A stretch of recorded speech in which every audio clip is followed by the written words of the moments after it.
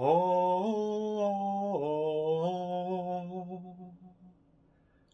gather round, children. Tomorrow it will be a new year.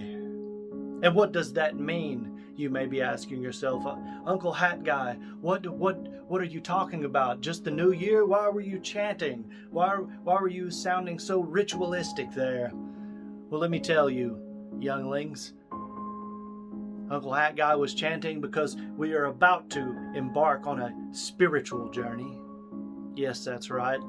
I will take you back to a time, 1999, where people truly believed that the mark of the beast was right around the corner. And not only that Marilyn Manson was devil worshiping music, and people were going to be brainwashed to do terrible things because of him. Well, not only that, but scaring children to the core and convincing them to join a religion out of pure fear was a brilliant idea. There were scare theaters all around churches all over the place, and people were getting banned from schools for wearing t-shirts from their favorite musical artists. You had the likes of Spawn gracing the big screen.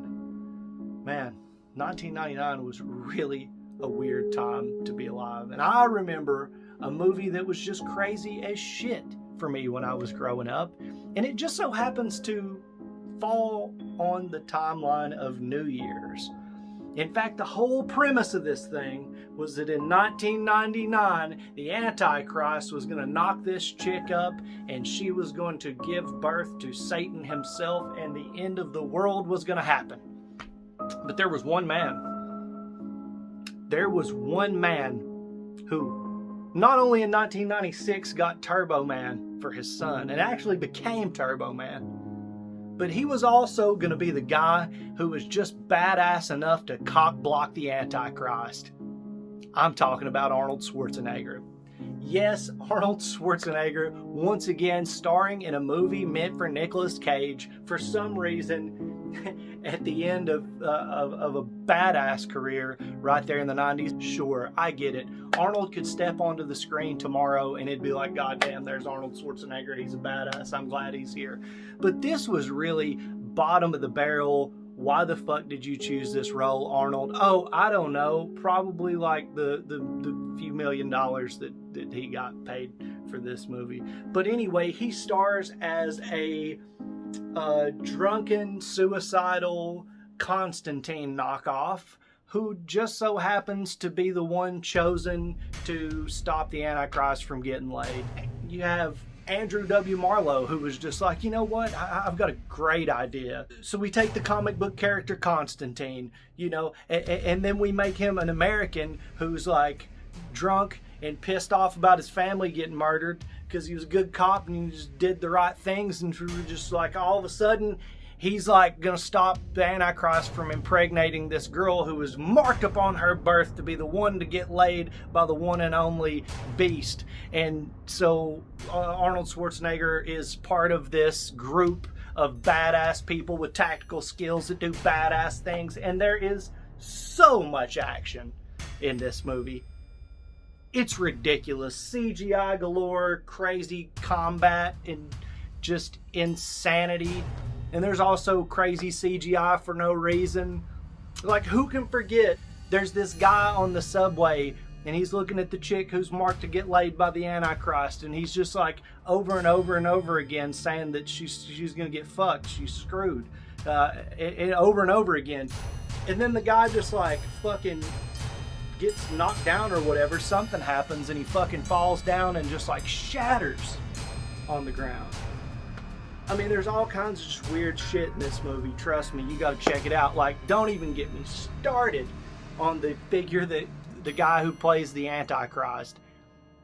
So the spirit of the Antichrist comes up out of the fucking sewer for whatever reason, and then just like floats down the street looking for somebody to possess. Just, simple possession. So he's like just fucking flies into this dude who, while he's like, trying to wash his hands after he took a piss, I'm sure.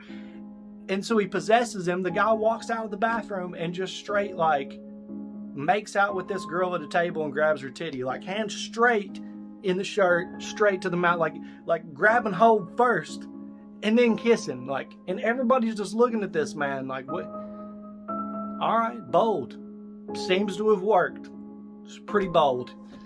And then, you know, he just goes on to like fucking blow shit up and be the Antichrist. Like everywhere this guy walks too, one of the most annoying parts of this movie is that every time the Antichrist dude is around, you just hear in the background. It's just like some kind of fucking, like, I don't know, throat singing shit. They're trying to a seance going on or so. I don't know what they're trying to do, but just if you see the movie or you have seen it, the end of days is fucking annoying as shit, solely based upon that. It's just so annoying. But also, you've got crazy stuff going on with the Vatican. Of course, the Catholic Church is involved in all this.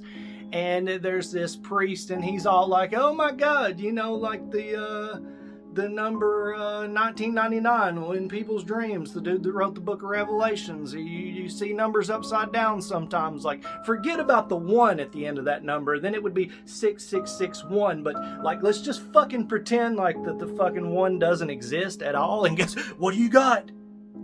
That big bad scary number, those digits that are just send you straight to hell. That's 666. Oh my God, the world's gonna end. It's not Y2K. It's fucking like we're fucked by the Antichrist. That's what his whole purpose in this whole movie is, to get laid. And Arnold Schwarzenegger's whole purpose in this whole movie, and I'm not making this up, is to cock block the Antichrist on New Year's. Oh! And of course, this was going on during the back end of the satanic panic, right before, you know, the new millennium. And it was dying off, but you still had the batshit crazy stuff going on. Watch the documentary Jesus Camp, and you will see what I'm talking about. But there's also several other examples out there of people just blaming everything on the devil at the end of the 90s and believing everybody's possessed and everything's devil worshiping.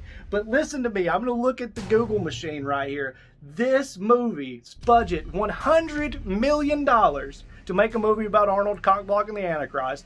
And the box office, $212 million. This shit absolutely makes no sense. It doesn't even attempt to. And the icing on the cake, my people, the end of days is not even just the biggest clusterfuck of the end of the 90s to shove down somebody's throat, not just because of the film itself, but the soundtrack, ladies and gentlemen. Let me introduce you to the most fucking 90s shit that has probably ever existed, okay?